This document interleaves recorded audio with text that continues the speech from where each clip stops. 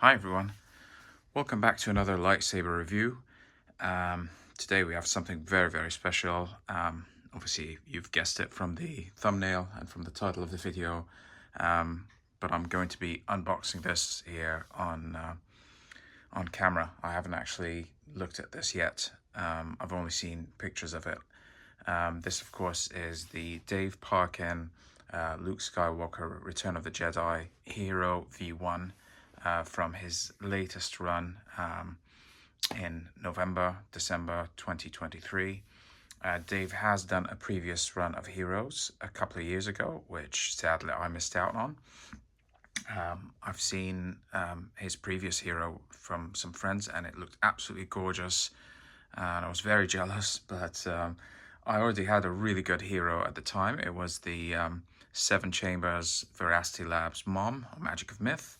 And that was installable, so it was installed with FX, NeoPixel, and I loved it. It was accurate, it was perfect. Really didn't have any issues with it at all, but this is a slight step above for me, for reasons that I will go through when I unbox it. This, of course, is a static. That's the only drawback. You can't install. Dave does not do FX hilts as of yet. People have told him before you should really do installable lightsabers. He's just not really into it at the present moment anyway. He likes to do static builds because he likes them to be as accurate as possible to what we see in the movies, and those are all static builds.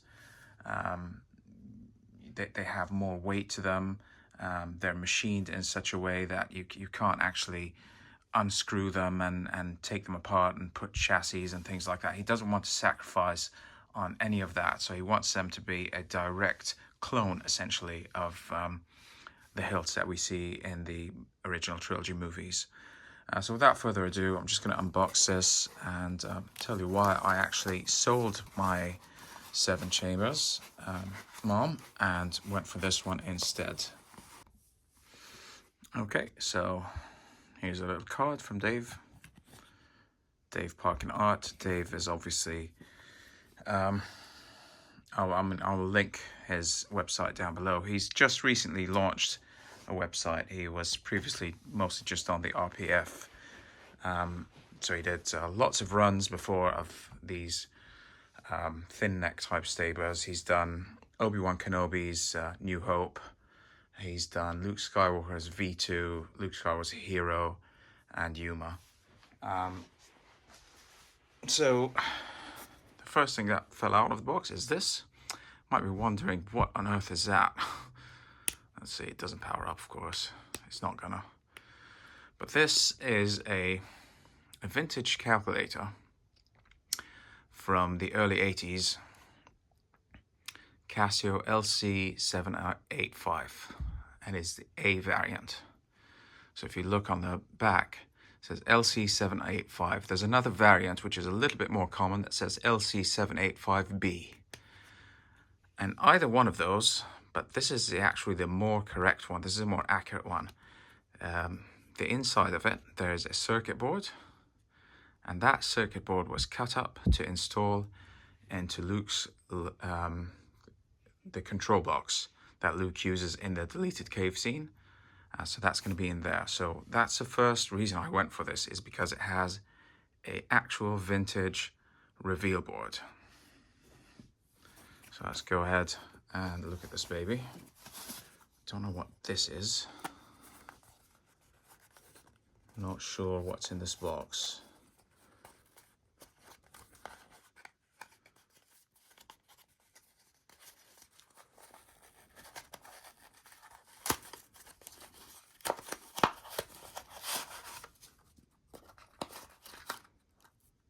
Okay.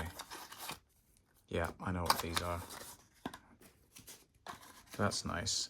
So Dave has put in a few more replica pieces. These are brass pieces that are replicas from the second Death Star. And these are based on Shane Craig's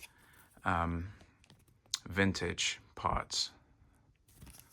And these, you know, a part of this, or the rest of it, so this comes as like a part like that, and the rest of it is cut down. I'll show you in a minute.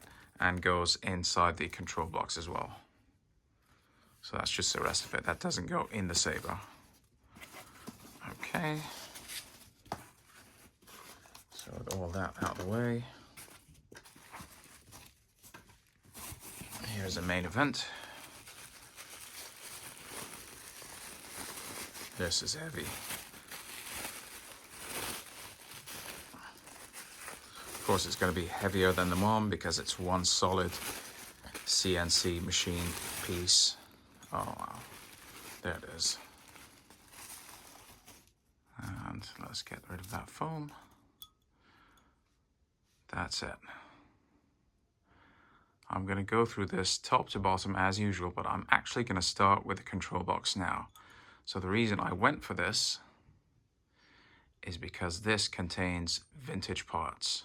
For the first time ever, I have a Luke Skywalker hero that has vintage parts. We'll start at the top. This beautiful control box card is made from a vector board, again an 80s. You can see that shade of blue. It's actually a light blue. Don't know if the camera's picking it up. And the very nice copper rails, which have been accurately weathered. And there's a choice. You can either get brass rails, which you could then have painted, or copper rails. I chose to go with copper. A lot of people think it's brass that has then been painted, or tape has been applied to them, copper tape. There's a lot of debate about that, but I chose to go with copper because in the reference pictures you can see the picture, that the shade of those rails matches those tracks there on the card. So this card is vintage. Let's pop it up. There we go. Slides nice and easy. We'll have a closer look at that first. It's absolutely stunning. Really nice shade of blue there that you only really get with. I mean, the replica card from the Seven Chambers Mom was also beautiful. But the shade of blue wasn't quite as good as this. Nice light blue. And I believe he got these vector boards from Shane as well. So this was a limited supply of heroes that he had with all vintage parts. He will have some replicas which will look just as good, but I wanted one that's made from the real world parts. So this is real. The second part that's real, I've already talked about it, is the actual PCB that was harvested from this calculator, and that is right here. You can see, so Dave has cut this up according to the reference photos and assembled it with the wires and everything. And these brass pieces, these are not vintage, they're replicas, but they're replicas based on, as I said, the vintage parts that Shane gave him to use. So they're from the Death Star model. And then he hand painted these white details there. I saw his progress pictures. He had some stencils and he painted these by hand. The other part that's also vintage is this switch up here. And that comes from an Exactra Texas Instruments 20 calculator. So essentially there's 4 vintage parts. The vector board, the Casio PCB, the switch. No, I think that's it. Sorry, I apologize. There's 3 vintage parts, not 4. Yeah, switch, card, and board. The brass is not vintage. And that's it. The rest is obviously machined, like the original prop was. And now I'm just going to go over it from top to bottom. You will notice some machining marks here and there, and these are all intentional. So one of them is up here, this mystery nipple somewhere. Let me try to find it. Somewhere on the emitter there. That dimple. No one really knows what that is, but it's there on the original prop. I did ask Dave, so Dave will give you an option when you choose a commissioning with him, is to paint it either as fresh, brand new, just like it was in that deleted scene, or to make it look like the a few years later, post-production, in the Magic of Myth tour. There's quite a few chips and scratches on it. You could do it like that too, or you could take it a step further and do it like is, like current day. And that is based on the recent Star Wars Identities exhibition, which I did actually go to in, I think, 2016 or 2017. I actually saw this prop myself displayed, and I chose to go with current day. So that explains all the chips and things that you'll see. But the tooling and like machining marks and things like that, they're present there from day one.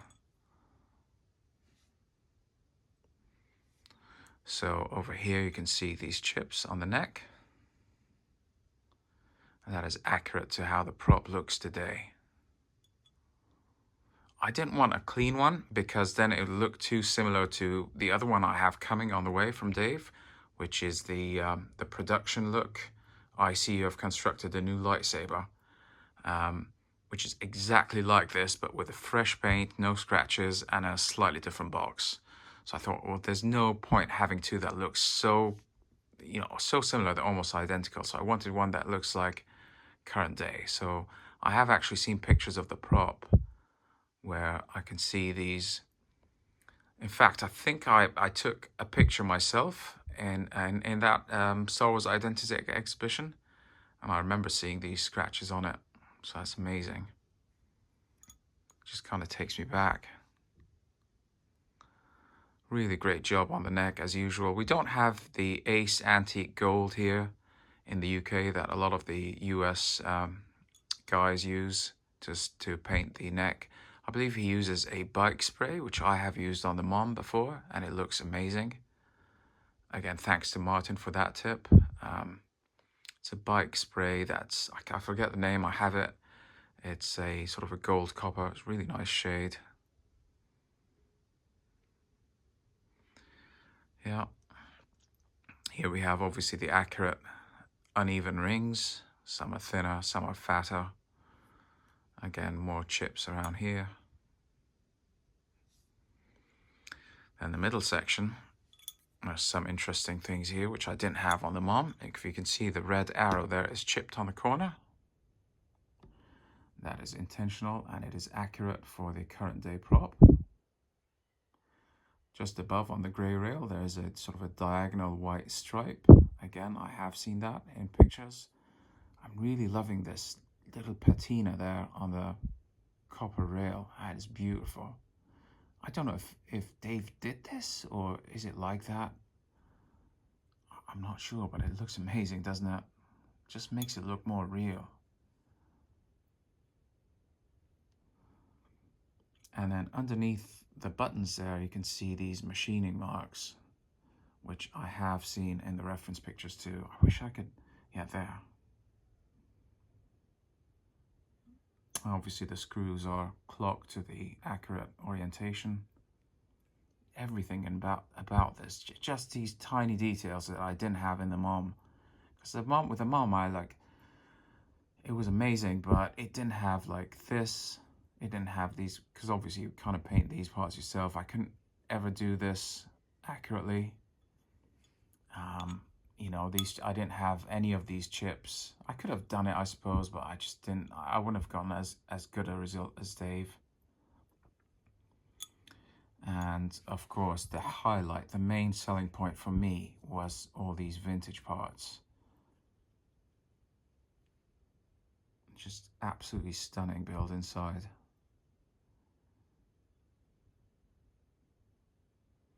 Now, I wish there was a way to light up the arrows. These buttons are static; they don't function, just like in the movie prop.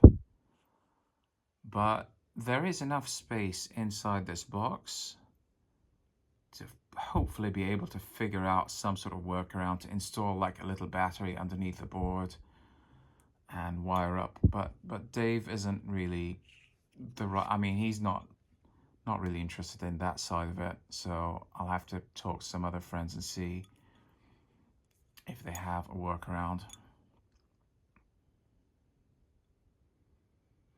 Over here by the pommel, there are some machining marks over here by the tri-ring. There, you can see in that groove. This was, to be fair, added in the second gen of Mom. I had the first gen, so it didn't have this. So some of the machining marks were added on the Mom. I think the Mom is still incredible. For an installable Luke Hero, I think it's still the best by far. I wish I had it with me to compare them side by side. I'm sure it would have been looked identical in terms of like dimensions and stuff, machining. But unfortunately, I had to sell it to be able to fund this, because this did not come cheap.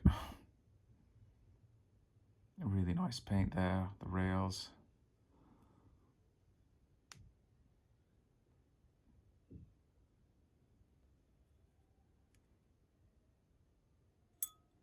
And of course we have the tarnished blackish tri-ring, which is accurate to the prop today. So with the Mom, obviously this unscrewed so it can access the speaker, this part unscrewed so it can access the chassis.